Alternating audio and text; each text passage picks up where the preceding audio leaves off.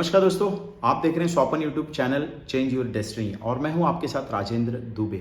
आज हम बात करने वाले हैं श्रावण मास में क्या कुछ ऐसा किया जाए जिससे भगवान आपको बहुत सारा आशीर्वाद दे और विभिन्न प्रकार के जो भी आपके मनोकामना है उसकी पूर्ति आपको अवश्य ही हो। तो दोस्तों कहते हैं कि पदार्थों में अगर देखा जाए तो फूल एक ऐसी वस्तु है दोस्तों कि फूल के सुगंध से काफ़ी कुछ आप प्राप्त कर सकते हैं और विभिन्न भगवानों को अलग अलग फूल चढ़ाने की प्रथा कही गई है। और फूल एक ऐसा है जो रियल कॉस्मिक एनर्जी से जुड़ा हुआ होता है, जो डिवाइन एनर्जी से जुड़ा हुआ होता है। उसको आप अगर भगवान शिव के ऊपर अर्पण करते हैं तो विभिन्न प्रकार की इच्छाएं पूर्ति होती है। तो आइए इस एपिसोड में हम जानेंगे कि अलग अलग फूलों को आप अर्पण करके भगवान शिव से क्या क्या प्राप्त कर सकते हैं।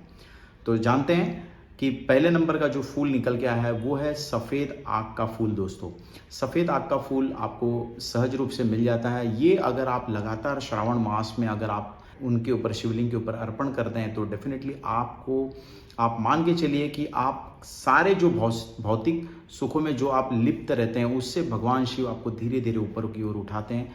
यहाँ तक शास्त्रों में शिव महापुराण में कहा गया है कि मोक्ष की प्राप्ति भी कराते हैं। तो ये आग का फूल आपको अवश्य ही भगवान शिव के ऊपर अर्पण करना चाहिए। दूसरे नंबर पे आता है दोस्तों चमेली का पुष्प। आपको सहज मिल सकता है बाजार से। चमेली का पुष्प से भगवान बहुत खुश होते हैं और जिन लोगों को वाहन की दिक्कतें आती हैं, जैसे कि वाहन का सुख नहीं मिल पाता है, वाहन वो चला नहीं पाते हैं और वाहन की उनको प्राप्ति नहीं हो पा रही है, तो चमेली के पुष्प आप चढ़ाने से वाहन का सुख आपको अवश्य ही प्राप्त होता है, ऐसा शिव महापुराण में कहा गया है। नंबर 3 पे हम बात करेंगे अलसी के पुष्प की बात करेंगे। अलसी के पुष्प भगवान शिवलिंग के ऊपर अगर आप अर्पण करते हैं तो भगवान विष्णु भी इससे काफ़ी प्रसन्न होते हैं और आपको सुख संपत्ति ऐश्वर्य देने में ये अलसी के फूल बहुत ही सहजता से आप चढ़ाते हैं तो महादेव बहुत प्रसन्न होकर आशीर्वाद आपको देते हैं।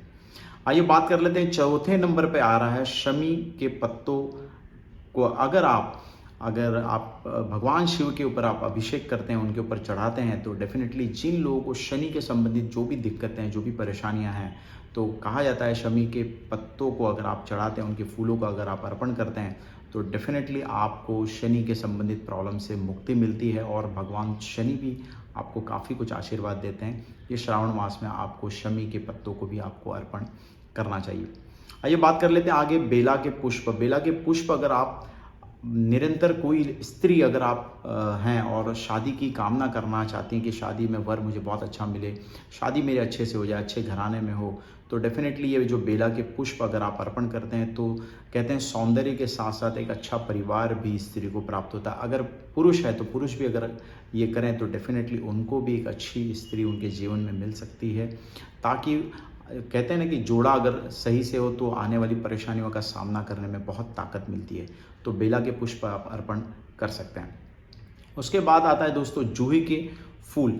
जूही का फूल अगर आप भगवान शिव के ऊपर अर्पण करते हैं तो कहा जाता है कि बहुत सारे लोगों को अनाज ढंग से नहीं मिल पाता है, अनाज में दिक्कतें आती है। आइए दोस्तों बात कर लेते हैं जूही के पुष्प की बात करेंगे। अब जूही का पुष्प अगर आप अर्पण करते हैं भगवान शिव के ऊपर तो माना जाता है कि घर में अनाज की कभी कमी नहीं रहती। कभी कभी आप देखते हैं कि अनाज की हमारे घर पे बहुत कमी हो जाती है, कुछ न कुछ दिक्कतें आ जाती, परेशानी आ जाती है। तो जूही के पुष्प अगर आप अर्पण करते हैं तो माँ अन्नपूर्णा प्रसन्न होती है और भगवान शिव का बहुत आशीर्वाद आपको मिलता है। आगे की बात करते हैं कनेर के अगर आप पुष्प अगर आप अर्पण करते हैं तो काफ़ी लोगों को कहते हैं ना कि शरीर पे अच्छे वस्त्र नहीं मिल पाता है, तो कनेर के पुष्प अगर आप अर्पण करते हैं तो वस्त्रों की काफ़ी आपको अच्छी मात्रा में, कहते हैं ना कि वस्त्र अगर आपका अच्छा हो तो ऐश्वर्य आता है, हमारे साथ चलता है। तो बहुत सारे लोग वस्त्र अच्छा नहीं पहनते हैं, तो ये अगर आप कनेर के पुष्प अगर आप अर्पण करेंगे तो डेफिनेटली आपको वस्त्र नए नए मिलना प्रारंभ हो जाएंगे।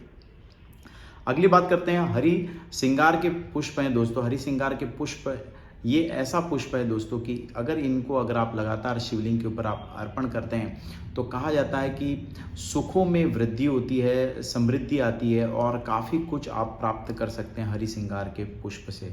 ये बाज़ार में अवश्य मिल जाता है, कहीं कहीं इसके वृक्ष भी देखे गए हैं, तो वहाँ से आप पुष्प लेकर के भगवान शिव के ऊपर आपको अर्पण करना चाहिए। अगला है दोस्तों धतूरे का। आपको पेड़ आपने देखा होगा जिसमें कांटे होते हैं, धतूरा। धतूरे के पुष्प अगर आप भगवान शिव के ऊपर अर्पण करते हैं तो ऐसा कहा जाता है शिव महापुराण में कि पुत्र रत्न की प्राप्ति होती है। और साथ साथ में पुत्र तो ठीक है दोस्तों, अच्छे पुत्र की या तो अच्छी जो पुत्री है जो कि आगे जा कर के आपको अपने वंश को अच्छे से देखता है, अपने वंश का नाम रोशन करता है, इस प्रकार के फल हमारे शिव महापुराण में कहा गए हैं। तो धतूरे के पुष्प को आप अगर भगवान शिव के ऊपर निरंतर अभिषेक करते हैं, उनके ऊपर आप चढ़ाते हैं तो डेफिनेटली आपको अच्छे पुत्र की प्राप्ति अवश्य ही होगी। तो दोस्तों हम ये आशा रखते हैं कि ये 9 तरीके के अलग अलग पुष्प हैं और अलग अलग पुष्प चढ़ाने से अलग अलग विभिन्न क्षेत्रों में आपकी मनोकामनाएं पूर्ण होती है। तो क्यों न श्रावण मास में ये 9 के 9 पुष्प हम अर्पण करें और जिनकी भी मनोकामना पुत्रों को लेकर के, धन को लेकर के, मोक्ष को लेकर के है, आर्थिक रूप से संपन्न होने की, तो सारी चीज़ें हमने आपको बताई है। हमें आशा रखते हैं कि इसमें से जो भी आप कामना करते हैं उसका पुष्प लेकर भगवान शिवलिंग पे आप अर्पण करें और भगवान का नाम ही है भोलेनाथ। तो डेफिनेटली ज़रूर आप पे कृपा बरसेगी और हम ये आशा रखते हैं कि आपको हमारा ये प्रोग्राम अच्छा लगा होगा। अच्छा लगा है तो लाइक करिए, शेयर करिए और सब्सक्राइब करिए और भगवान शिव आपके जीवन में सुख, संपत्ति, ऐश्वर्य की प्राप्ति करें, इसी मंगल कामना के साथ। धन्यवाद, नमस्कार।